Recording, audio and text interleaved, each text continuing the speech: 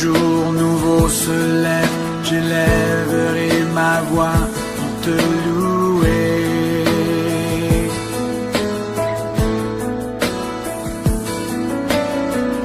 Ton nom est sur mes lèvres, j'élèverai ma voix pour te chanter.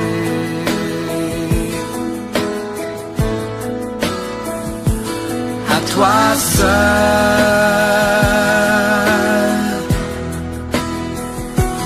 revient la gloire.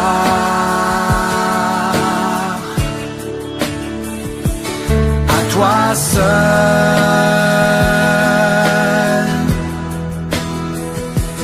revient l'honneur.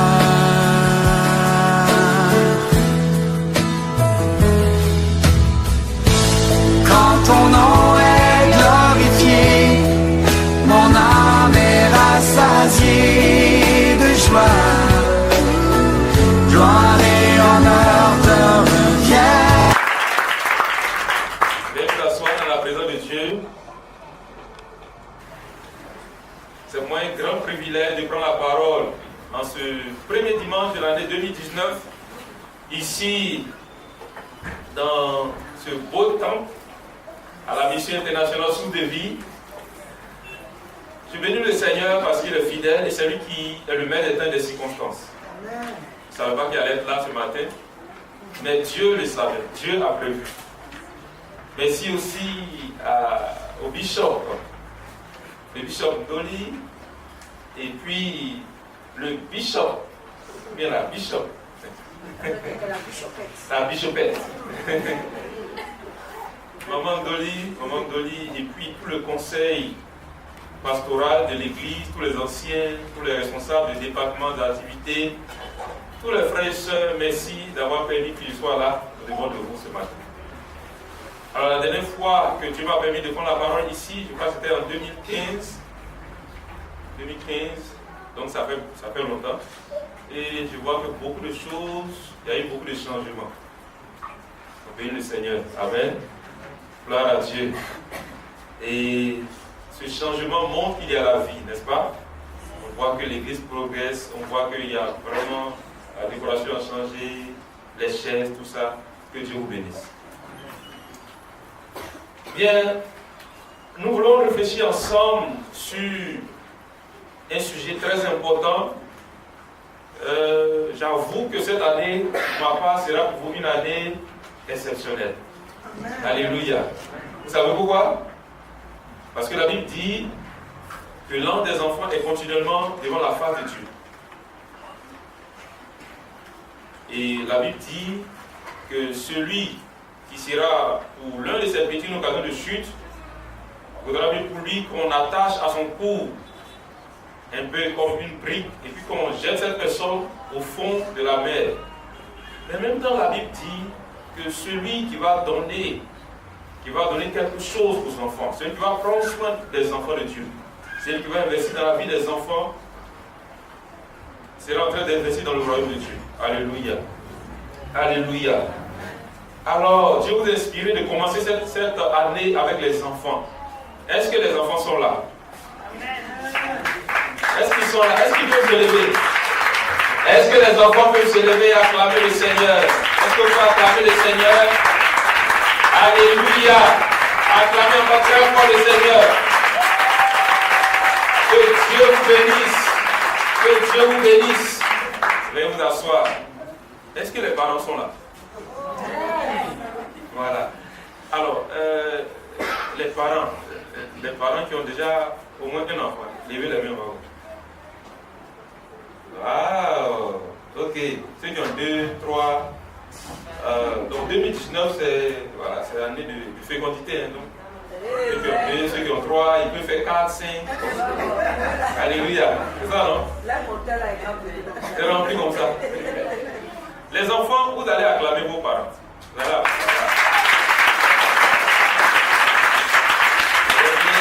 Acclamez très fort les parents. Voilà. Voilà. Acclamez les parents. De tout cœur. De tout cœur. C'est bon? Voilà, Bravo les parents. C'est pas facile d'être parent, hein, n'est-ce pas? Est-ce que c'est facile d'être père? Est-ce que c'est facile d'être maman?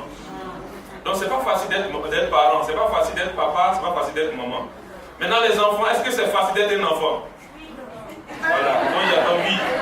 Oui, c'est vrai. Donc d'autres ont dit non, d'autres ont dit oui. Donc lui dit oui. Parce que lorsque tu es enfant, tu tends la main. Oui. C'est facile de tendre la main que de donner. Oui. Mais la Bible dit qu'il y a plus de joie à donner qu'à recevoir. Mais lorsqu'on est enfant, on reçoit. On reçoit beaucoup jusqu'à ce qu'on sorte. Donc l'enfant, c'est la période de la vie de l'être humain où il reçoit le plus. Il reçoit beaucoup. On reçoit de tout. On reçoit le temps de nos parents, on reçoit leur argent, on reçoit leur énergie, on reçoit leurs biens, on reçoit leur nourriture. On reçoit tout, n'est-ce pas? La climatisation de leur maison, de leur voiture, on reçoit tout. On reçoit des choses que les parents n'ont pas reçues, n'est-ce pas? J'ai parlé avec une maman servante de Dieu, qui disait qu'elle a marché, elle n'avait pas de chaussures lorsqu'elle partait à l'école. Dans le sable qui était très chaud. Mais aujourd'hui, elle m'a dit, mes enfants, souvent, je leur donne des chaussures de 50 000 pour les fêtes de fin d'année. Mais elle a marché. Elle a payé le prix pour les enfants. Donc très souvent, lorsqu'on est enfant, quand je parle souvent avec les enfants, on ne comprend pas. Parce qu'on n'a pas encore l'expérience des parents. La seule chose que nous savons, c'est de recevoir. Et très souvent, on parle, dans notre monde actuel, on parle beaucoup des droits de l'enfant. On dit l'enfant, il a beaucoup de droits. Mais l'être humain n'a pas seulement que des droits. Alléluia. Donc on reçoit, souvent on reçoit même au prix de la souffrance des parents. Alors c'est bien d'être reconnaissant à l'égard de Dieu, pour la vie des parents. Nous sommes reconnaissants. Nous sommes reconnaissants pour la vie, pour votre sacrifice. Pour le sacrifice que vous consentez pour la vie de ces enfants. Et le Seigneur le sait. Dieu connaît vos efforts, Dieu connaît vos limites. Dieu connaît tout ce que vous faites dans le secret pour la vie de ses enfants. Et Dieu saura vous bénir. Alléluia. Alléluia. Donc, bien-aimés parents, ne vous découragez pas. Même si votre enfant crée en vous le découragement. Souvent, tu vois ton enfant et tu pleures. Il y a des parents qui ont pleuré seuls dans leur bureau, seuls dans leur véhicule, seuls dans leur chambre. Même dans la douche, les parents pleurent. Parce que l'enfant est en train de vivre contrairement à l'éducation du parent. Fortifiez-vous dans le Seigneur. Comme nous l'avons entendu, fortifions-nous dans le Seigneur. Alléluia. Alléluia. Alors, nous voulons réfléchir ensemble sur ce sujet concernant les enfants. Bien entendu, très souvent, lorsqu'on parle de ce sujet, pour nous, en tant que parents, en tant que grandes personnes, souvent, on pense que ce n'est pas un sujet qui nous intéresse beaucoup, qui n'est pas trop une bénédiction pour nous. On a été faire un séminaire dans une église, une grande église, séminaire sur les enfants et puis la famille. Et je suis parti avec des livres pour présenter. Mais à ma grande surprise, aucun des livres qui parlaient des enfants et de la famille n'a été acheté. Ce sont des livres qui parlaient des entreprises, comment pouvoir gérer ses finances, en fait, comment réussir dans les affaires. Ce sont ces livres qui ont été achetés. Donc ça m'a fait réfléchir. Mais bien aimé, que serait tout notre investissement si nos enfants ne suivent pas nos traces? Vous comprenez un peu? Que seraient tous les biens que nous aurons eus si nos enfants ne suivent pas nos traces? Alors en priant pour ce temps, j'ai eu à cœur que nous réfléchissions sur un sujet. Bien entendu, ça ne sera pas notre dernière rencontre. On aura encore une autre rencontre, probablement la semaine prochaine, pour parler de ce sujet concernant les enfants. Le thème que Dieu m'a mis à cœur, dans ce thème nous allons voir les enfants, c'est que votre fruit demeure. Que votre fruit demeure, tiré de Jean chapitre 15, verset 16. Que votre fruit demeure. Que votre fruit demeure. Donc, on va réfléchir sur ce thème, sur ce sujet important. Que votre fruit demeure. Jean chapitre 15, verset 16. Il s'agit des paroles, des instructions que le Seigneur Jésus a données avant qu'il ne quitte, avant qu'il ne parte. Et on sait que dans la dernière année de Jésus, il passait beaucoup plus de temps avec ses disciples. Donc ici, Jésus est en train de parler à ses disciples. Dans Jean chapitre 15, vous pouvez lire tout le texte où Jésus parle des choses importantes. Et dans Jean chapitre 15, verset 16, il dit, ce n'est pas vous qui m'avez choisi, mais moi je vous ai choisi et je vous ai établi afin que vous portiez du fruit et que vos fruits demeurent. Que vos fruits demeurent, afin que tout ce que vous demanderez au Père en mon nom, il vous le donne. Donc le Seigneur Jésus dit à ses disciples, à ceux qui étaient autour de lui, c'est moi qui vous ai choisi. Je vous ai choisi et je vous ai établi. Non seulement je vous ai choisi, ensuite je vous ai établi et je vous ai donné la possibilité de porter du fruit. Donc il ne s'agit pas seulement de porter du fruit, mais aussi nos fruits doivent demeurer. Ce que nous allons voir. Et nous lisons dans Psaume 127, 3.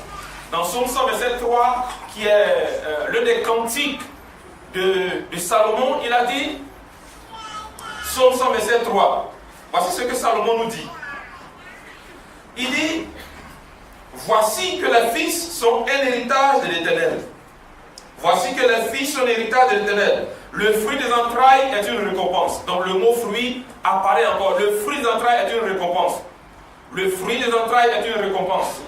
Donc ici, le roi Salomon fait allusion aux enfants. Il dit, les fruits des entrailles est une récompense. Donc les enfants que nous avons, qui sont le fruit des entrailles, le fruit de notre rencontre, de notre union, de notre amour, en fait de l'alliance que nous aurons tissée, ce fruit est une récompense de l'Éternel. Ce fruit est une récompense de l'Éternel. Sinon, ces fruits sont des récompenses de l'Éternel. Donc ici, que votre fruit demeure. Nous voulons parler de quoi? Nous voulons parler de nos enfants. Nous voulons parler du fruit de notre union. Non seulement nos enfants sur le plan biologique, mais aussi nos enfants spirituels. Les enfants que tu vas nous donner sur le plan spirituel. Vous voyez, souvent, dans les saisons de mangue, on voit souvent qu'il y a des fruits qui n'arrivent pas à maturité, n'est-ce pas? Ça commence, et puis à un certain moment, le fruit tombe. Le fruit tombe. Donc ça, ce n'est pas utile. Ça n'arrive pas à maturité, donc on ne peut pas manger. Donc lorsque le fruit n'arrive pas à maturité, ce n'est pas utile. Non seulement ce n'est pas utile pour la consommation, mais aussi ça ne peut pas se reproduire. Parce que le fruit soit capable de se reproduire, il faut que ça arrive à maturité. Il faut que ce soit bien formé, il faut que ça mûrisse. Quand ça arrive à maturité, on peut encore ensemencer le noyau. Mais quand le fruit n'arrive pas à maturité, on ne peut pas ensemencer le noyau. Autrement dit, que ce soit le fruit, que ce soit la sémence, tout disparaît. Donc c'est un peu dans ce même esprit. Si nos fruits n'arrivent pas à maturité, quelque chose va s'arrêter. Quelque chose va s'arrêter dans notre progression. Quelque chose va s'arrêter dans notre vie. On va bien vivre, mais quelque chose va s'arrêter. C'est pourquoi, dans un premier temps, nous voulons parler du fruit. Le fruit, les enfants. Le fruit, les enfants. Le fruit de notre union, les enfants. La première fois qu'on a vu l'enfant dans la Bible, c'est dans Genèse. C'est dans Genèse. Genèse chapitre 4. Dans Genèse chapitre 4, verset 1, la Bible dit, Adam connut sa femme Ève, et celle-ci lui enfanta un fils. Il lui donna le nom de Caïn. Il connut encore sa femme. Elle enfanta encore un deuxième fils du nom de Abel. Donc, l'enfant, l'apparition de l'enfant de la Bible, c'est dans Genèse chapitre 4. Et dans Genèse chapitre 4, l'homme et la femme étaient déjà hors du jardin d'Éden. Dans Genèse chapitre 4, les deux étaient hors du jardin d'Éden. Mais avant d'être en dehors du jardin d'Éden, ils étaient dans le jardin. Dans Genèse chapitre 2, verset 24, il dit, c'est pourquoi l'homme quittera son père et sa mère et s'attachera. Avant cela, il a dit, il n'est pas bon que l'homme soit seul. Autrement dit, dans le plan de Dieu, l'enfant vient dans un certain cadre. L'enfant vient à partir d'une union, à partir d'une alliance, à partir du mariage, d'un consensus entre deux personnes. Et ce consensus est scellé par l'amour. Donc l'enfant vient à partir de l'union de deux personnes qui s'aiment, qui se mettent ensemble pour un objectif bien donné. Ça, c'est vraiment important. sachant, l'ennemi essaie de tout dévier. L'ennemi essaie de nous faire dévier le chemin, de nous faire faire des choix qui ne sont pas de la gloire de Dieu, de nous faire entrer dans des alliances qui ne glorifient pas Dieu. Et maintenant, voilà, souvent l'enfant vient, c'est un peu comme si c'est un imprévu, c'est un accident, on ne s'attendait pas parce que on n'était pas très près. C'est pourquoi Dieu a prévu que ce soit dans le cadre d'une alliance entre deux personnes qui s'aiment. Autrement dit, on ne doit pas avoir d'enfant si ce n'est pas avec quelqu'un qu'on aime. Et dans le plan de Dieu, Dieu n'a pas prévu qu'un enfant naisse par un viol. Dans la pensée de Dieu, l'enfant qui est né par un viol, c'est un enfant qui n'est pas né avec une bonne sémence. Il n'est pas né par amour, il n'est pas né dans l'amour. Il n'est pas né dans un cadre agréable. Le fruit, mais comment Dieu voit l'enfant? Donc, dans le premier temps, on va voir comment Dieu voit l'enfant. Proverbe, Psaume 127.3, déjà nous venons de dire, l'enfant est un héritage. Dieu voit l'enfant comme un héritage. Dieu voit l'enfant comme quelque chose qu'il donne, un bien précieux qu'il donne. Un héritage, un bien précieux qu'il donne. Dieu voit l'enfant ensuite comme un don. Si tu as un enfant, c'est un don de Dieu. Quel que soit l'enfant, c'est un don de Dieu. Très souvent, lorsqu'il est bébé, on voit ce don merveilleux. C'est ça, non? Les bébés, ils sourient bien. Quand il est là, il sent bon avec son parfum, la poudre de bébé. C'est bien, n'est-ce pas? Le bébé, il est bien, il est joli, tout le monde veut toucher le bébé. Maintenant, quand ce bébé a 15 ans, il perd sa gentillesse. Donc, l'enfant est un don de Dieu. L'enfant est une promesse d'espérance pour les futures générations. Autrement dit, lorsqu'un enfant naît, Dieu est en train de préparer les futures générations. Dieu veut changer quelque chose. L'enfant est un projet entre les mains de Dieu pour changer quelque chose. Lorsque l'enfant naît, Dieu est en train de mettre sur pied un projet, où Dieu a bien sur pied un projet pour changer une situation, pour faire naître quelque chose, pour créer quelque chose. L'enfant est une promesse d'espérance pour les futures générations. Donc lorsque l'enfant naît, lorsqu'on regarde l'enfant, on peut avoir de l'espérance pour le futur, comme on peut avoir de la crainte ou des inquiétudes pour le futur. Alléluia. Alléluia. Alors, ça, on peut parler longuement de la façon dont la Bible présente l'enfant, ou que Dieu présente l'enfant. Mais ce n'est pas la même chose que nous, en tant que parents, nous présentons nos enfants. Quand en tant que parents, nous voyons l'enfant. Ce n'est pas la même chose que notre culture présente l'enfant. Ce n'est pas la même chose que l'individu voit son enfant. Je ne sais pas si c'est ici, je vous ai dit qu'il y a un monsieur qui prenait son fils, il a dit, mesdames, je prends mon fils, l'héritier de mes dettes. Donc ce père, il voit son fils comme l'héritier de ses dettes. Vous comprenez? Alors, l'enfant a différentes façons d'être présenté, a différentes façons d'être vu, par l'individu, par les parents, par les personnes. Mais la Bible présente toujours l'enfant comme un don de Dieu. Les enfants, c'est fruits spéciaux. Alors, l'enfant est un fruit spécial. Chaque enfant est spécial. Chaque enfant est unique. Donc les enfants, ils ne se ressemblent pas. Même qu'ils soient des jumeaux, ils sont uniques. Ils sont uniques de par leur naissance, de par leur intelligence, de par leur caractère, de par leur personnalité, de par leur destinée. Ils sont uniques. Chaque enfant est précieux. Et chaque enfant est irremplaçable. On ne peut pas remplacer un enfant. On ne peut pas remplacer ma fille par mon garçon. Chaque enfant a une mission. C'est bien que nous puissions le comprendre. C'est pas dans Proverbe chapitre 22, verset 6, il dit instruis l'enfant selon la voie qu'il doit suivre. Dans d'autres versions, ils disent instruis l'enfant selon la voie de sa destinée. Ou encore instruis l'enfant selon la voie qui est la sienne. En d'autres termes, chaque enfant étant différent, chaque enfant aura une instruction différente. On peut avoir les mêmes principes, On peut avoir les mêmes valeurs dans une famille. On peut avoir les mêmes façons de faire. Mais selon l'enfant, les méthodes peuvent changer. Ils doivent changer. Alléluia. Alléluia. Parce que chaque enfant est spécial. Donc on ne peut pas vouloir appliquer les mêmes méthodes pour tous nos enfants. Les principes peuvent être les mêmes, mais les méthodes peuvent changer. Et les méthodes sont en fonction de la destinée de l'enfant. Alléluia. Gloire à Dieu. Amen. C'est bon? C'est bon? C'est en fonction de la destinée de l'enfant. Autrement dit, avant que l'enfant ne naisse, les parents devraient commencer à prier pour savoir ce que Dieu attend de son enfant. Oh! Je reprends. Avant la naissance de l'enfant, on doit chercher à connaître son enfant avant sa naissance. Comment est-ce qu'on peut connaître l'enfant avant sa naissance?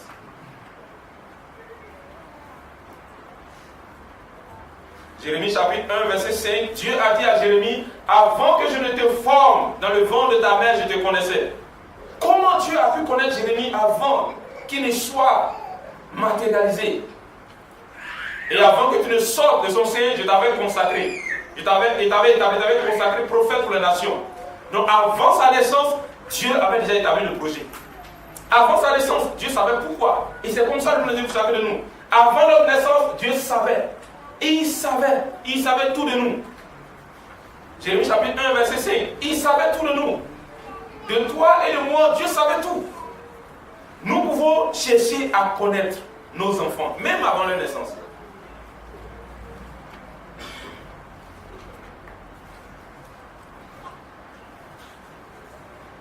Nous pouvons commencer à changer la situation même avant leur naissance.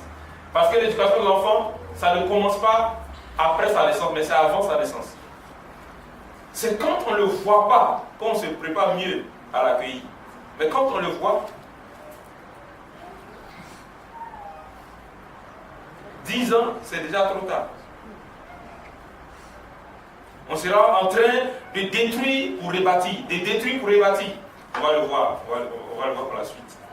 Et c'est pourquoi souvent c'est compliqué. C'est tellement compliqué d'essayer de redresser un enfant qui a vu sa vie bouleversée. C'est tellement compliqué d'essayer de le redresser, d'essayer de réapprendre à l'enfant qu'est-ce qu'il faut faire et comment le faire. Donc, nous avons parlé de l'enfant qui est précieux. Troisièmement, l'enfant naît dans une famille, comme nous venons de le dire. L'enfant naît dans une famille. Alors, qu'est-ce qu'on appelle famille? Qu'est-ce qu'on appelle système familial? Donc la famille, ce n'est pas seulement deux individus, un couple. On parle de famille lorsque il y a un enfant. Donc on parle de parents lorsqu'il y a un enfant. On ne parle pas de parents s'il n'y a pas d'enfant. Autrement dit, si deux personnes se marient aujourd'hui, ils ne sont pas des parents. Ils peuvent être des parents spirituels, mais ils ne sont pas des parents biologiques parce qu'ils n'ont pas d'enfant. On n'est pas parent si on n'a pas d'enfant. Donc le parent naît lorsque l'enfant naît. Donc il y a deux personnes qui naissent. On devient parent. On devient parent lorsque l'enfant naît. Et lorsque mon enfant naît, je deviens parent. Donc moi aussi je nais en tant que parent. Et c'est pourquoi on doit apprendre à devenir parent. On doit apprendre à supporter l'enfant qui va naître. Et donc dans la famille, il y a les parents, il y a les enfants. Et puis bon, dans la famille qui s'est élargie, il y a d'autres personnes encore. Mais les parents avaient dit, le parent, ce qu'il doit faire, c'est d'abord instruire. Proverbe chapitre 22, verset 6. Instruire l'enfant. Instruire, ça veut dire s'aimer. S'aimer dans la terre. Quel enfant? L'enfant est une terre fertile. Il faut s'aimer. Il faut s'aimer. Planter. Donc s'aimer et puis planter. C'est pas la même chose, hein? On sème et puis on plante. Il y a d'autres choses qu'on plante, il y a d'autres choses qu'on sème, n'est-ce pas? Donc il faut s'aimer. Instruire, il faut s'aimer, il faut s'aimer, il faut s'aimer. L'enfant est comme une terre dans laquelle on sème. Il faut s'aimer selon la saison, il faut s'aimer des bonnes choses, il faut arranger la terre avant de s'aimer, et ça c'est important. C'est pourquoi très souvent on dit beaucoup de choses et puis ça a du mal à prendre. Parce que l'enfant, déjà, son cœur est rempli de beaucoup de mauvaises choses. Certains parents luttent avec ça. L'enfant prend des choses dehors et puis arrive à la maison, on essaie de s'aimer.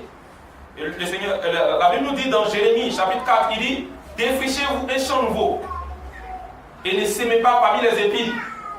Donc pour que ça réussisse, il faut défricher un cœur nouveau. Donc pour réussir, pour que la sémence réussisse, il faut défricher un cœur nouveau. Il faut défricher, il faut enlever. C'est pourquoi, bien aimés, chers parents, nous devons commencer très tôt, avant sa naissance. Avant la naissance, commencez à prier pour vos enfants. Commencez à jeûner pour leur vie.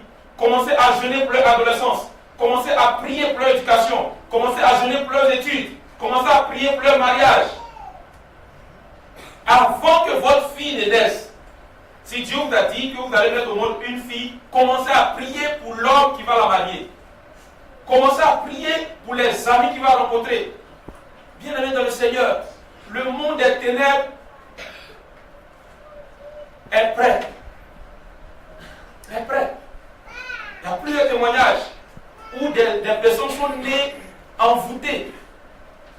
Ils sont nés infectés. L'ennemi les a infectés depuis le sein maternel. Et c'est ce que le diable veut faire pour détruire nos enfants, bien-aimés. Donc avant, préparons-nous avant. Alléluia. Alléluia. Ça va? C'est bon? Commençons à s'aimer. J'ai lu un livre en 2003 et ce livre m'a tellement marqué. C'était l'histoire des missionnaires. Et la fille, sa maman lui disait, quand elle avait 8 ans, sa maman dit, bon, ma fille, viens, on va prier. Ils ont prié, ma fille, on va prier ton mariage. Elle était choquée, mais ma maman, prier pour mon mariage? Oui, bien sûr. Mais pourquoi? Elle dit, on va prier pour ton mariage. Elle a 8 ans. Mais le mariage, ça veut dire quoi? Donc elle peut lui expliquer. Elle ne comprenait pas. Ça m'a dit, tu n'as pas besoin de comprendre. Le problème, c'est que souvent les enfants, nous, on veut tout faire comprendre nos enfants. Ils n'ont pas. Il y a des choses, ils n'ont pas besoin. Même Dieu, il y a des choses, il n'a pas besoin qu'on comprenne. Il veut qu'on obéisse. Donc l'enfant, les enfants, on n'a pas besoin de tout comprendre. Papa, pourquoi 1er janvier on doit jeûner? C'est pas à toi de poser des questions. Si ce n'est pas péché, ce que papa demande, il faut faire. Non, je connais mon droit, il doit manger. Non, laisse ton droit. Quand tu seras dans ta maison, tu vas faire tes droits. Mais j'ai dit 1er janvier, on jeûne dans la maison. Ça, c'est papa qui a dit. Non, mes amis, le voisin, ce n'est pas le voisin, c'est moi. C'est mon papa. Vous comprenez, non? Les enfants, ça va? Elle ne comprenait pas comment à 8 ans je dois prier pour mon mariage. Elle a commencé à bouder. Prions. Prions. Prions. Mais plus il priait, plus elle priait avec sa maman, plus elle comprenait. Vous savez pourquoi? Parce qu'en priant avec sa maman pour son mariage à 8 ans, pour se marier, il faut passer par l'adolescence. Et c'est la plus grande crise que connaît toute personne. La période d'adolescence. C'est dans cette période qu'il y a plus de bouleversement. Entre 14 et puis 20 ans. C'est dans cette période que très souvent les gens ils font leur premier avortement. Ils commencent pour la première fois à prendre la drogue. Ils commencent pour la première fois à fumer, à boire, à voler, à faire beaucoup de choses. Si quelqu'un de 14 à 20 ans a réussi cette étape, si quelqu'un n'a pas fumé entre 14 et 20 ans, ça sera difficile pour la personne de fumer après. À moins qu'il y ait quelque chose qui va bouleverser sa vie. C'est la première, cette grande saison.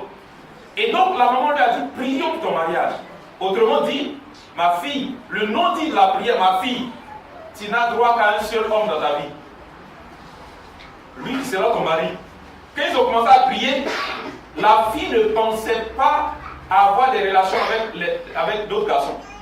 Sa maman lui a dit, ton mari, quel que tu es une femme de valeur, ton mari doit être un homme de valeur. Donc, toute personne qui s'approche de toi, qui ne rentre pas dans ce cadre, ce n'est pas ton mari.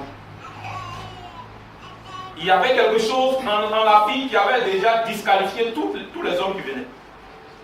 Ils ont prié jusqu'à ce que la fille ait 19 ans. Non, de 8 à 19 ans. Ça fait combien d'années?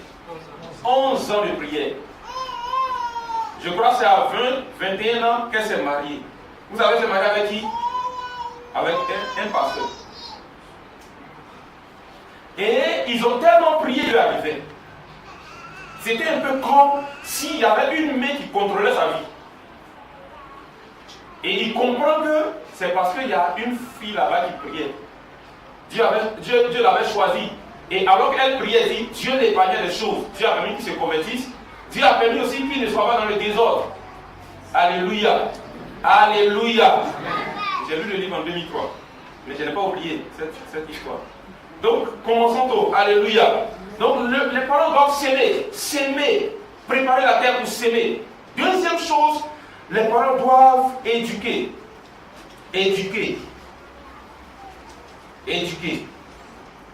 Alors, dans cette partie d'éducation, il y a beaucoup de choses que nous pouvons dire.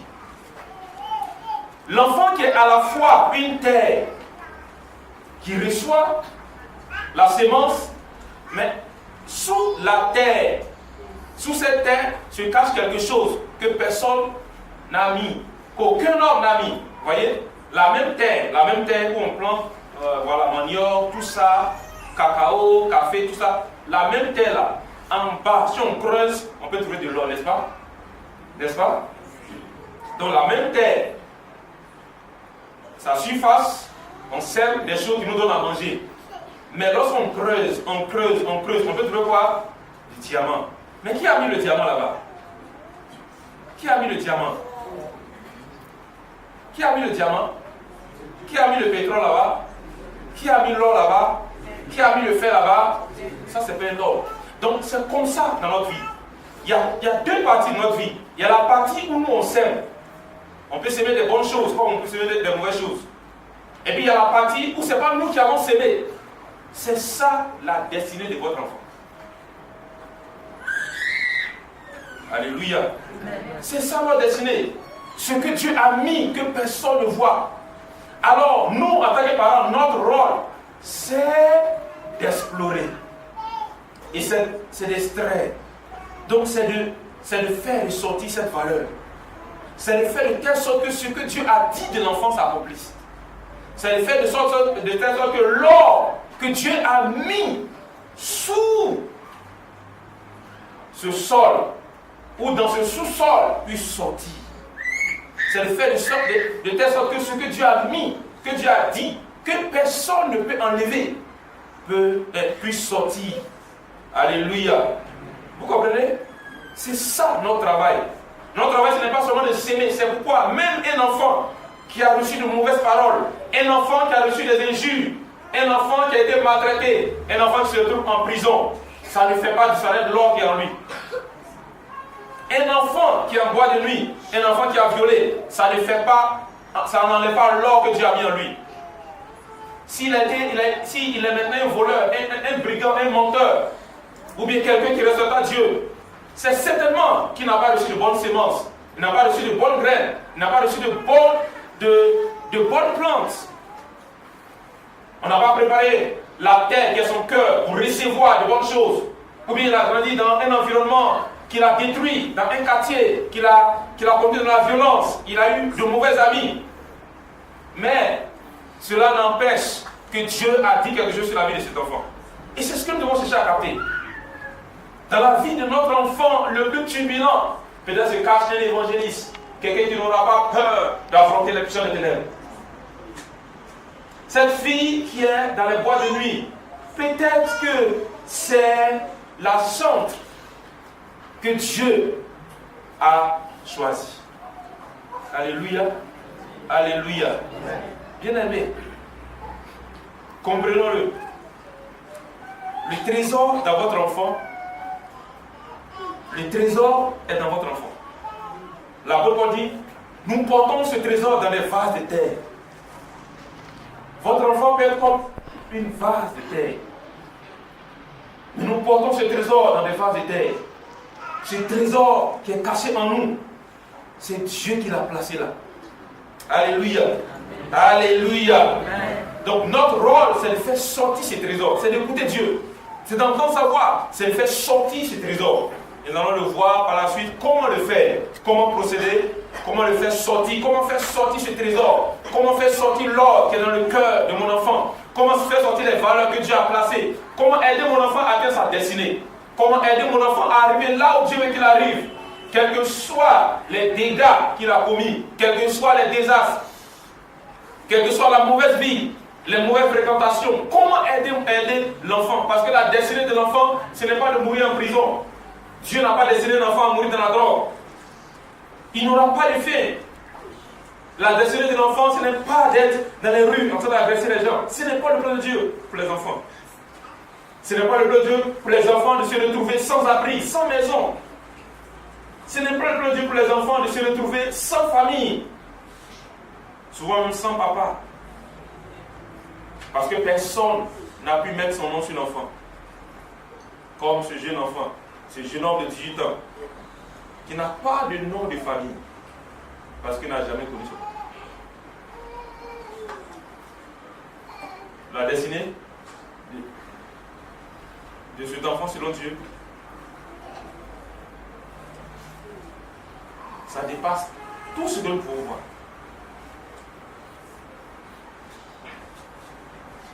Ça, c'est notre travail en tant que parents. Et c'est pourquoi nous devons nous décourager, bien-aimés, chers parents. Quel que soit ce que votre enfant vit aujourd'hui, ne vous découragez pas. Vous cherchez à capter le cœur de Dieu pour l'enfant. Ne vous découragez pas si l'enfant ne suit pas le modèle que vous avez tracé. Ne vous découragez pas si votre enfant est en train de s'endurcir. C'est difficile de voir son enfant en train d'être rebelle. Ne vous découragez pas. Demandez à Dieu, Seigneur, permets-moi de capter la destinée de cet enfant. Alléluia. Alléluia. Maintenant, dans la famille pour les enfants comme ils sont là, deux choses. Dieu a dit, enfants, obéissez à vos parents, n'est-ce pas? Les enfants, c'est vrai, non? N'est-ce pas? Les enfants obéissent à vos parents, c'est vrai? Vous n'y répondez pas, c'est vrai? Est-ce que c'est facile d'obéir à ses parents?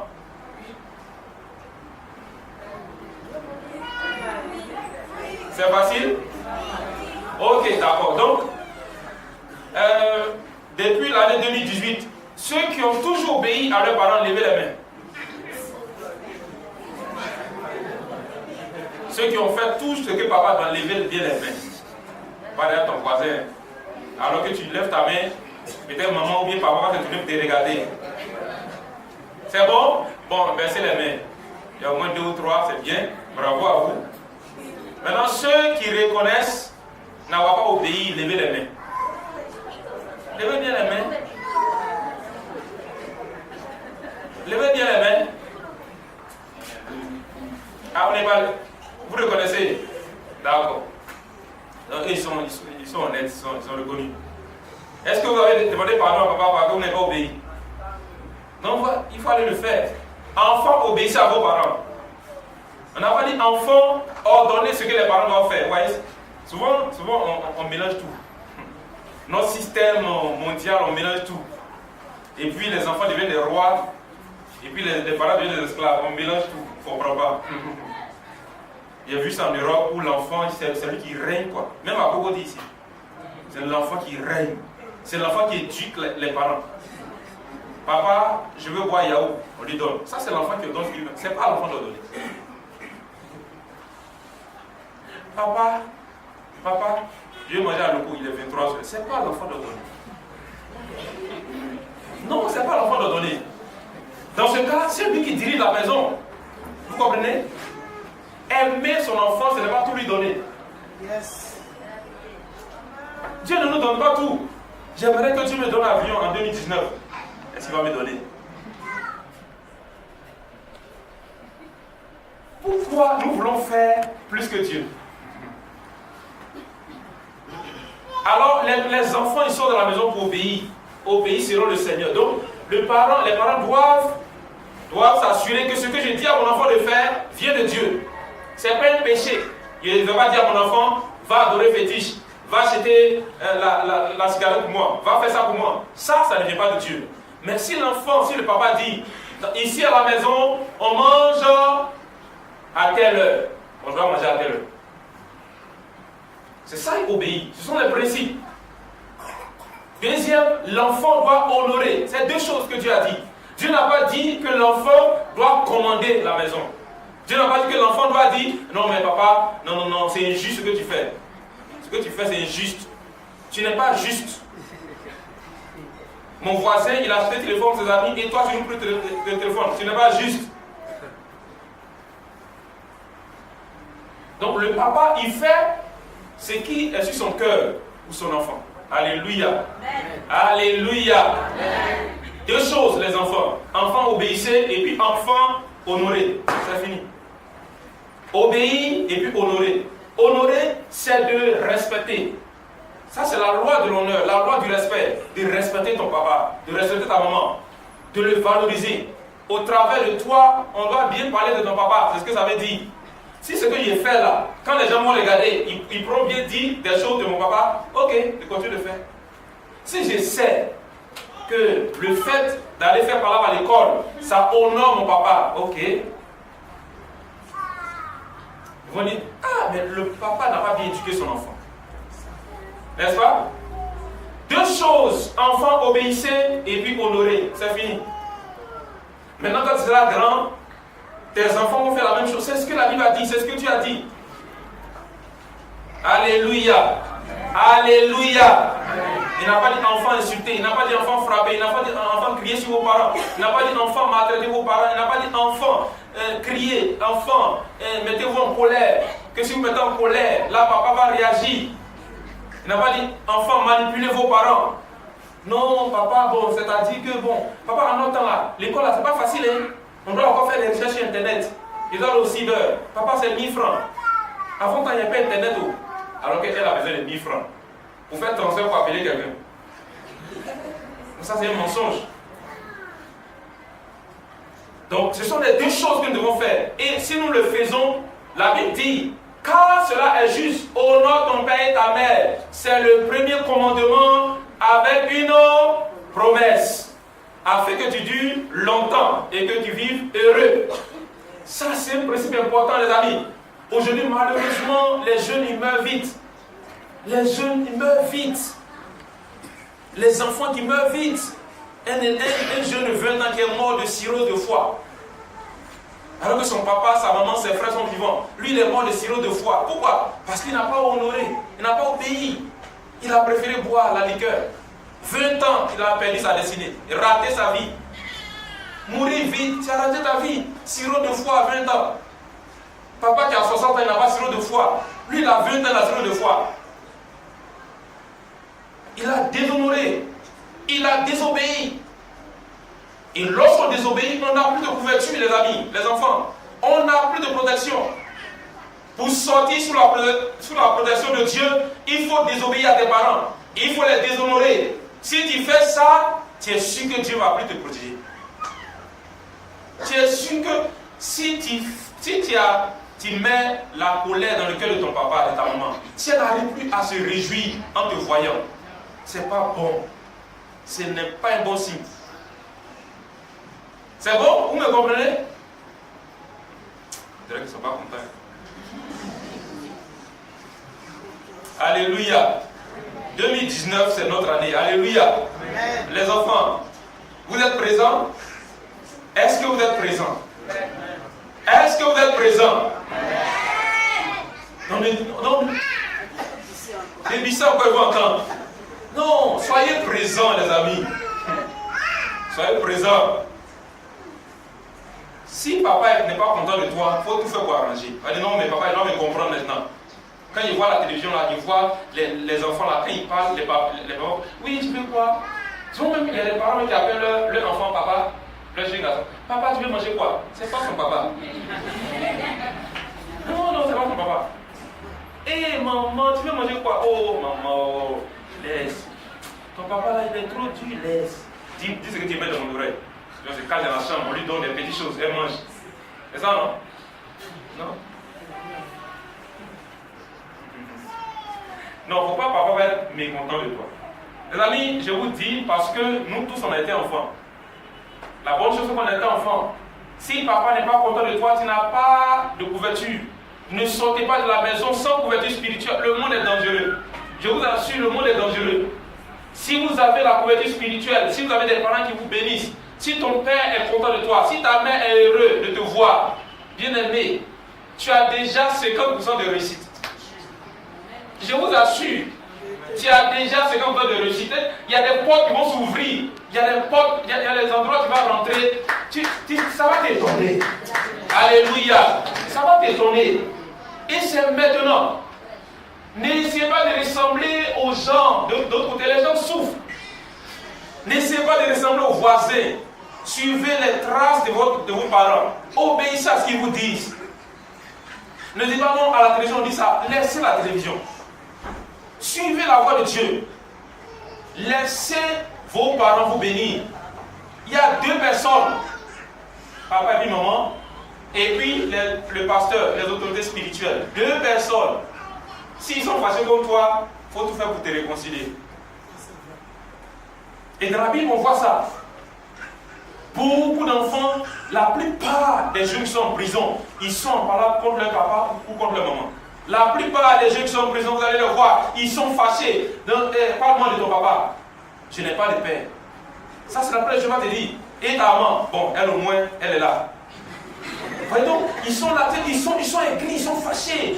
La Bible dit, celui qui n'obéit pas, celui qui n'obéit pas à son papa, dans le proverbe, il dit, sa lumière va s'éteindre. Sa lumière va s'éteindre. Et puis les corbeaux vont percer ses yeux. Donc il va trouver ça. Vous voulez que je lise ça? Que les corbeaux percent vos yeux? Qui veut que les corbeaux percent ses yeux? Tu veux que les corbeaux percent ses yeux? Il dit, Proverbe chapitre 30, l'œil qui se moque d'un père et qui dédaigne l'obéissance envers une mère, les corbeaux du torrent le perceront et les petits de l'aigle le dévoreront. Délit encore? Délit encore? Ah, quelqu'un dit non là-bas. Je lis encore. Proverbe chapitre 30, verset 17. L'œil qui se moque d'un père. C'est-à-dire que si quand tu regardes ton papa, tu te moques de lui. Papa même là, il n'est même pas à la page, il regarde son pantalon. Il dit, et qui dédaigne l'obéissance envers une mère. C'est-à-dire que quand maman parle, aussi tu parles. Elle parle, Cynthia, viens t'aller les assiettes, maman tu aimes trop ça, quitte là-bas. Ça c'est ça, c'est ça qui s'agit ici. Si tu dis ça à maman, voici ce qui va arriver. Les corbeaux du torrent le perceront et les petits de l'aigle le dévoreront. Proverbe chapitre 30, verset 17. Ça c'est ce que la Bible a dit. Donc si dans mon cœur là-bas, je déshonore papa, quand maman parle et je parle 5, les corbeaux vont venir percer mes yeux. Et dans l'autre texte, il a dit, ta lumière intérieure va s'éteindre. C'est comme si tu marchais dans les ténèbres, c'est comme si tu ne vois rien. On ne peut pas réussir pleinement sa vie si nos parents ne nous bénissent pas. Amen. Alléluia. Amen. Bon, les enfants, vous n'êtes pas contents de tout ça, mais c'est ça. Que Dieu vous bénisse. Donc, retenez-le. En cette année 2019, engagez-vous. Engagez-vous à être fidèle. Engagez-vous à obéir et à honorer vos parents. Et même un petit cadeau. Honorer son papa, c'est aussi bien travailler à l'école. Dis, les maîtres vont dire, tu ne vaux rien comme ton papa. Les gens vont insulter ton papa à cause de toi. Dis, c'est comme ça que tes parents t'ont appris à t'habiller. Alors que dans ton habit, dans ton sac, il y a 2 habits. Papa même ne sait pas. Vous dites, non, cet enfant vole parce que dans la famille on vole. Alors qu'on ne vole pas dans ta famille. Donc honorer papa, c'est être irréprochable dehors. C'est suivre. C'est faire tout ce qui peut permettre aux gens de bien parler de lui. Alléluia. Et puis aussi de lui donner un petit cadeau. Papa, pour ton anniversaire, voici, j'ai acheté un petit cadeau pour toi. Même des badets de 1000 francs, tu peux acheter. Ça aussi, c'est honorer son papa. Tu habites ton argent, tu allais payer des badets de 1000 francs pour ton papa. Alléluia.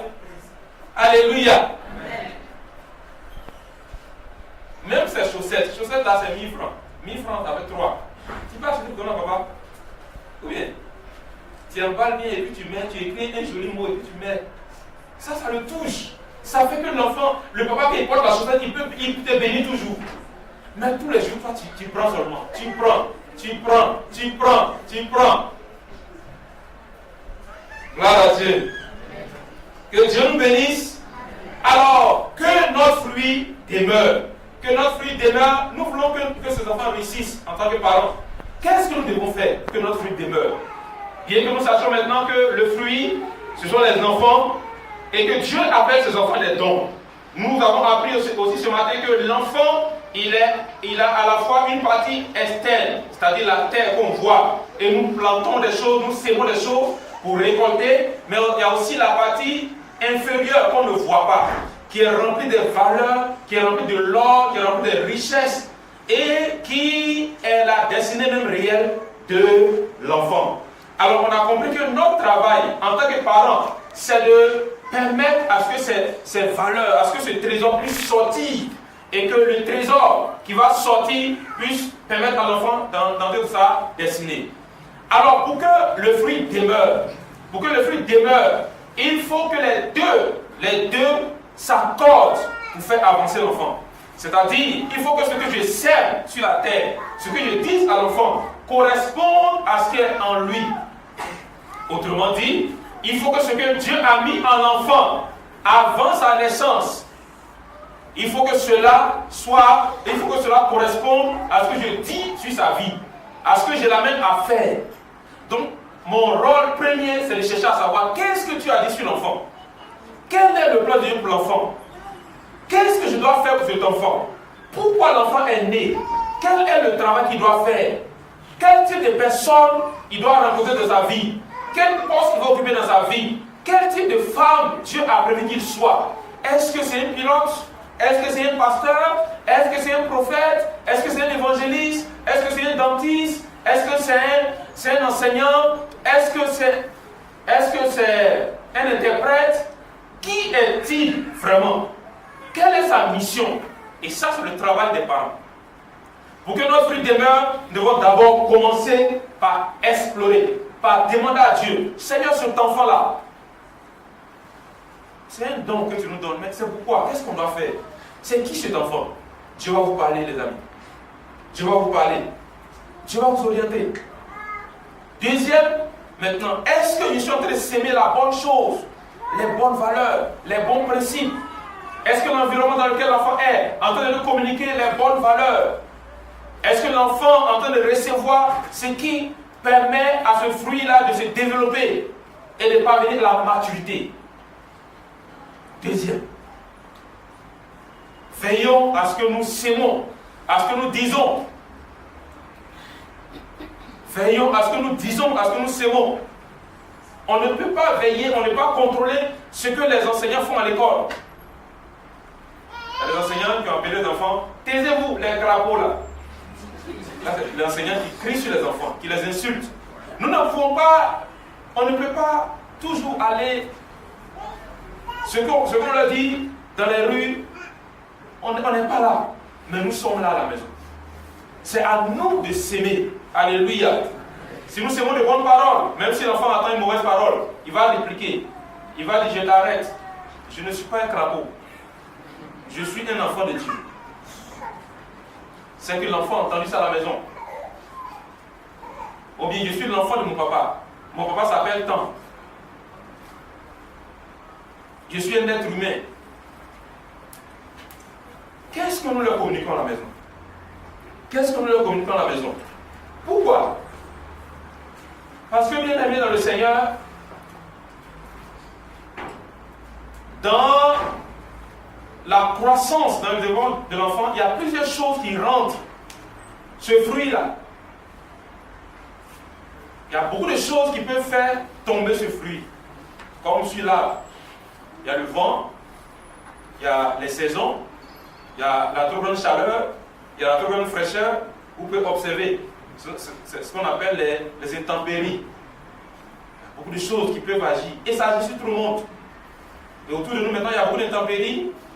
Il y a le vent de la drogue, il y a le vent du sexe, il y a le vent de la boisson, il y a le vent des mauvaises fréquentations, il y a le vent des vols, où les enfants ont des amis pour aller voler, des enfants qui tuent leurs parents. Il y a ce groupe, il y a beaucoup de groupes comme ça. Il y a beaucoup de vents. Pourquoi?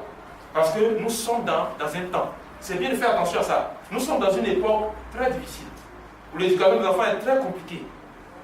Donc il faut regarder à l'époque, nous sommes dans quelle saison? On est dans une saison très compliquée, où le diable est en train d'envoûter les enfants. Que ce soit au village comme en ville, parce qu'il y a la télévision, il y a l'internet, il y a tout ça. Deuxième, il y a aussi quelque chose qui peut faire tomber le fruit, qui est dans la famille même. C'est ce qu'on appelle l'héritage de la famille. Quelque chose de la famille qui peut faire tomber le fruit. On voit l'enfant, il était bien jusqu'en arrivé un moment net, l'enfant commence à boire. Et puis on dit bon, on cherche. On dit ah oui. On se rappelle que son grand-père, il buvait beaucoup. Voilà que ça arrivait sur l'enfant. Donc il y a des choses que l'enfant peut manifester qui sont dans la famille. Et nous devons identifier. Je dois identifier cela. Si c'est dans la famille, ça vient de qui? Ça vient de qui? Ça vient de quels parents? Ça vient de quel côté? Du côté maternel ou du côté paternel? Il faut travailler à cela, bien aimé. Chercher à identifier cela. Peut-être c'est un homme qui avait l'influence, qui a influencé l'enfant. Peut-être que c'est papa même, peut-être c'est maman. On a fait quelque chose qu'on a oublié. Troisième, dans quel environnement mon enfant a grandi? Et très souvent, les enfants, les parents, ils accusent l'enfant. Il y a des enfants, c'est quand ils sont allés chez le tuteur dans l'autre quartier qu'ils ont commencé à être initiés à d'autres choses. N'est-ce pas? Ils sont allés au village en vacances et c'est là-bas qu'ils ont commencé à être initiés à d'autres choses. Donc l'environnement dans lequel l'enfant grandit est important. Dans quel environnement l'enfant grandit? Je l'ai envoyé chez mon cousin, je l'ai envoyé chez ma cousine, je l'ai envoyé chez ma grand-mère, ou bien chez son tuteur. Et c'est chez son tuteur que les mauvaises choses sont venues de sa vie. Avec les enfants de son tuteur. Ou bien très souvent, malheureusement, si le premier mariage n'a pas marché, l'enfant se retrouve dans deux familles. Son papa est marié à une autre femme, sa maman aussi est mariée à un autre mari. Donc l'enfant au milieu. Donc souvent, quand l'enfant va ici, il est maltraité. Quand l'enfant vient ici, l'enfant est maltraité. Donc il faut quel environnement? Et il y a beaucoup de situations, on rencontre beaucoup d'enfants qui ont des problèmes qui ont été créés par l'environnement. Simplement vous sortez cet enfant de cet environnement et vous allez découvrir que l'enfant est un autre enfant. L'environnement n'était pas bien pour sa croissance. Ce n'était pas bien pour son éducation. L'environnement peut noyer l'enfant. Il est dans un environnement de violence, où on insulte facilement, où on dit de mauvaises choses. L'enfant va prendre cela. Parce que n'oubliez pas, la période de l'enfance, c'est la grande période de l'apprentissage. 0 à 20 ans, on apprend. On apprend à tout faire. On apprend à parler, on apprend à manger, on apprend à se conduire. On apprend à vivre en société. On apprend tout. Et si j'ai raté ça, il y a des choses qui me sera difficile d'apprendre plus tard. Donc l'enfant apprend, il veut apprendre, il va imiter. Et dans quel environnement ton enfant a grandi? Pour que le fruit demeure, veille sur l'environnement de l'enfant. Souvent même la famille peut être un environnement hostile.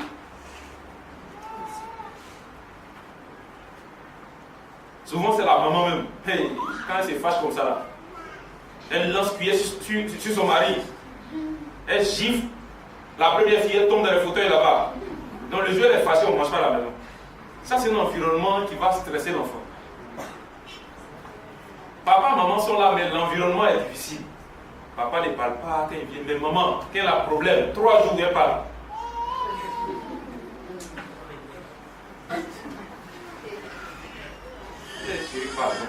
Tu penses qu'elle a oublié? Une fois l'autre va dire, tu as vu me trouver ici. Ça fait 3 jours, il n'y en a pas beaucoup. Et très souvent, quand ça avec papa, on met tout sur les enfants en même temps. Donc, on dit, ah, c'est comment? Dis au grand frère, ah, grand frère, c'est pas la peine de venir à la maison, tu peux dormir chez ton ami. C'est gâter à la maison. Comment ça? Ah, maman est en train de gâter le coin, donc il faut dormir là-bas. Si tu viens, elle va crier sur toi. Donc, souvent, les enfants sont dehors. L'environnement familial, c'est pas intéressant. Les enfants aiment les environnements de joie. Si vous mettez la musique, les enfants vont venir. Parce que tous les enfants aiment la joie. Les enfants n'aiment pas les funérailles. Combien d'enfants aux funérailles? Ils ne vont pas aux funérailles. Les enfants n'aiment pas les endroits où on pleure. N'est-ce pas? Ils aiment les environnements de joie. Si vous voulez que vos enfants restent à la maison, il faut que la maison soit un endroit de joie, où on peut se réjouir. Mais si là-bas on fait une parade, on pleure beaucoup, ils ne vont pas venir là-bas. Alléluia. Alléluia. Ils aiment les endroits aussi où on peut bien manger. Nous, on est beaucoup spirituel. Dans la semaine, on jeûne 5 jours sur 7. Ça aussi, les enfants aussi, vraiment, ils vont aller manger chez le voisin. Donc les enfants aiment les environnements de joie. Alors veillons sur l'environnement. Ma famille, c'est quel environnement? Mon foyer, c'est quel environnement? Si je découvre que dans ma vie, j'ai quand même un problème avec la colère, avec la maîtrise de soi, je dois travailler sur cela. Alléluia. Je dois travailler sur cela. Pour ne pas que je sois une occasion de chute pour mes enfants. La Bible dit mieux vaut vivre dans le désert que de partager le toit avec une femme querelleuse. C'est que si une femme, elle aime pas là, c'est bien de vivre dans le désert. Et beaucoup d'enfants vivent dans le désert. Parce que maman, là, son affaire, là, ça ne reste pas là. Pourquoi tu as marché ici? Mais pourquoi tu fais ça? Non, je n'aime pas ça. Hein. Tu as l'air de la vie? Tu as fait ça? Ok. Mais et bien, crie. Ouais, quand c'est comme ça, l'enfant, il est stressé. L'enfant ne peut pas parler à sa maman. Donc, veillons sur l'environnement familial. Si on veut conserver notre fruit, si on veut que nos fruits demeurent, veillons sur l'environnement. Il y a quoi dans mon environnement? Est-ce qu'il y a l'amour? Est-ce qu'il y a la joie? Est-ce qu'il y a les jeux?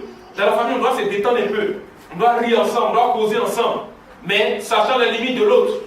Je ne peux pas venir comme ça et puis dire, hé papa, on dit quoi? Non, ça, mes limites ne me permettent pas de faire ça.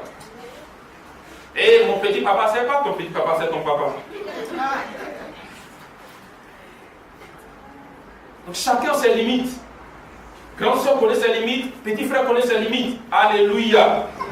Donc si on fait cela, on pourra permettre aux fruits de se développer et de réussir et de produire, de se reproduire. Enfin, on va voir un dernier élément et puis on va continuer le dimanche prochain, Dieu voulant. Vous voulez qu'on voit ce dernier élément? C'est bon? Oui. Donc pour cette année, essayons d'élaborer, de travailler sur le principe que nos fruits demeurent. Parce que le monde à l'extérieur est cruel. Le monde est dangereux. La télévision n'est pas toujours idéale pour nous, pour nos enfants. Le téléphone portable. Donc les amis aussi du quartier, les fréquentations. Le monde est cruel. Et donc ce qui reste, c'est la maison. C'est la maison. Si on n'a pas bien, c'est la maison et puis c'est l'église. La maison et l'église. Ce sont les deux endroits de joie et de paix, d'épanouissement de nos enfants. Ce n'est pas à l'école.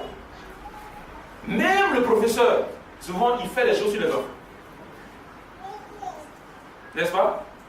On a vu des professeurs qui détruisent les enfants.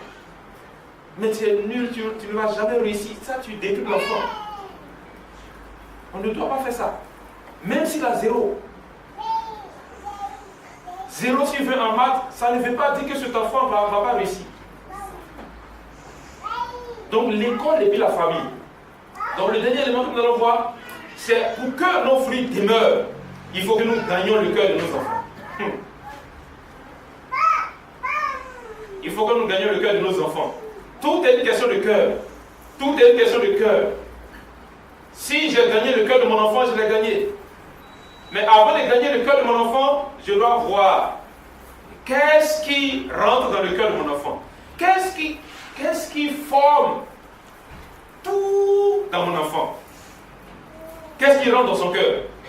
Parce que la Bible dit, il est tel que sont l'arrière-pensée de son âme. Proverbe chapitre 4, verset 24 dit, garde ton cœur plus que toute autre chose, car de lui viennent les sources de la vie. Autrement dit, si on a pu aider l'enfant dans son cœur, la vie de l'enfant va suivre. De son cœur viennent toutes les sources de la vie. Garde ton cœur plus que toute chose. Mais qu'est-ce qui va prendre le contrôle du cœur de l'enfant? Première des choses, c'est tout ce que l'enfant va voir. Ou tout ce que nous allons voir. Ce que je vois continuellement. Ce que je vois. Qu'est-ce que je vois continuellement? Est-ce que l'enfant a l'habitude de voir des scènes de violence? Est-ce que l'enfant a l'habitude de voir des scènes de jalousie? Est-ce que l'enfant a l'habitude de voir des scènes de joie? Est-ce que l'enfant a l'habitude de voir la louange? Qu'est-ce que mon enfant voit? Qu'est-ce qu'il voit à la télévision? Qu'est-ce qu'il voit à l'école? Qu'est-ce qu'il voit au quartier? Qu'est-ce qu'il voit à la maison? Qu'est-ce qu'il voit quand il va au village? Quand il va chez son oncle? Qu'est-ce que l'enfant voit? En famille, qu'est-ce qu'il voit? Est-ce qu'il voit papa qui frappe maman? Est-ce qu'il voit les parents qui s'insultent? Est-ce qu'il voit les parents qui prient ensemble? Est-ce qu'il voit l'harmonie? Est-ce qu'il voit les bonnes choses à la télévision? Qu'est-ce qu'il regarde? Donc ce que je regarde constamment, ça finit par rentrer dans mon cœur. Deuxième chose, ce que j'entends constamment. Ce que j'entends constamment. Ce que j'entends constamment. Qu'est-ce que j'entends?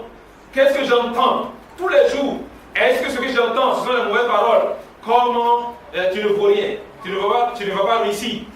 Tu ne vas rien faire dans la vie. Est-ce que c'est ce que l'enfant entend? Ou bien tu es béni, tu vas réussir, tu es mon enfant, tu es spécial, tu vas avancer, Dieu t'a choisi. Qu'est-ce que l'enfant entend? Qu'est-ce que l'enfant entend?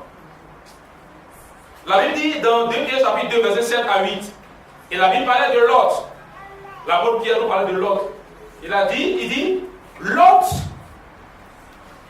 c'est juste, verset 8, 2 Pierre chapitre 2, verset 8, il dit, c'est juste qui habitait au milieu des acteurs de Sodome et Gomorrhe, donc dans un environnement mauvais.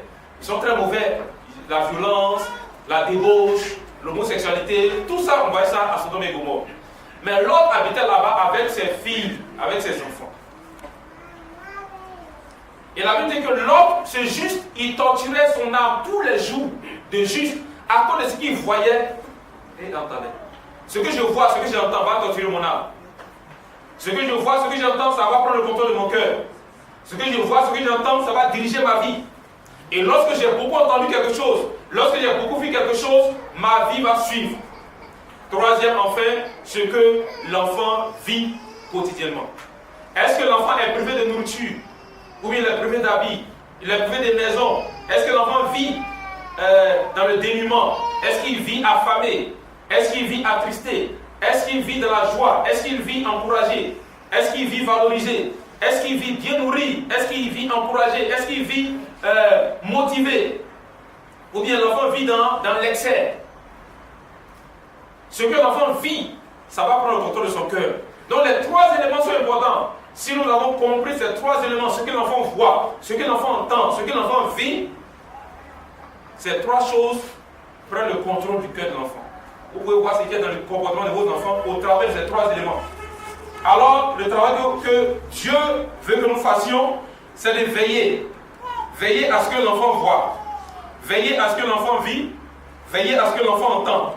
Si nous veillons sur toutes ces choses, nous allons préserver le fruit. Nous allons permettre à ce fruit-là de mûrir, de se développer et d'être aussi, de pouvoir se reproduire. Alléluia. Alléluia. Alors veillons à ce que l'enfant voit. Veillons aux chaînes que l'enfant regarde. Il n'a pas le droit de tout regarder. Il n'a pas le droit de tout lire. Parce qu'il ne connaît pas beaucoup de choses.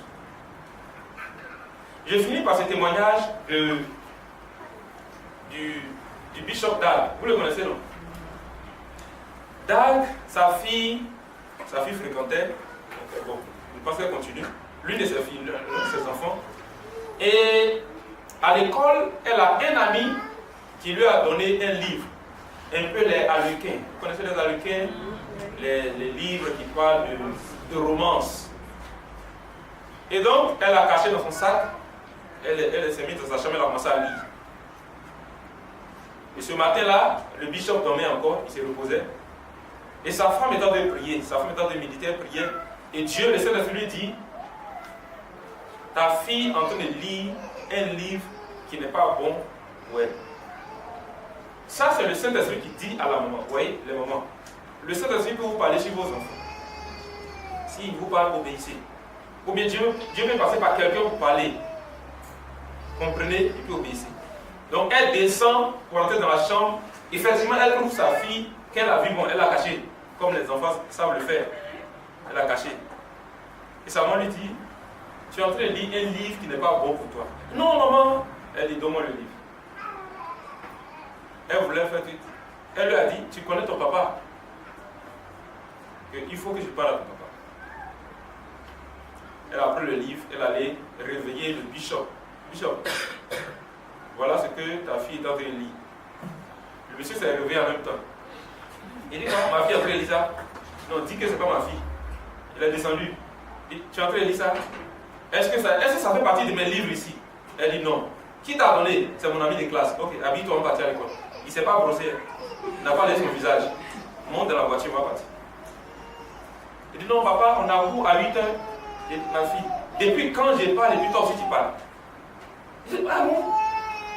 Ils sont arrivés à l'école. Ça, c'est une histoire vraie au Ghana, à Accra ici. Ils sont arrivés à l'école. On dit le professeur, c'est pendant le cours de quel professeur il t'a donné le livre. Donc il a attendu tout le monde. Il dit non, mais Bishop, pourquoi vous êtes là? Il dit, attendez, vous allez voir. Ils ont attendu jusqu'à ce que l'heure n'arrive. Donc qui t'a donné le livre? Il appelle le jeune homme. Jeune homme, c'est toi qui as donné le livre à ma fille? Il dit oui. Il a giflé le jeune homme en même temps. Et puis il a giflé sa fille. Il dit, c'est toi qui lui as donné le livre? Il dit oui. Ma fille, ton papa est quoi? Non, il est pasteur.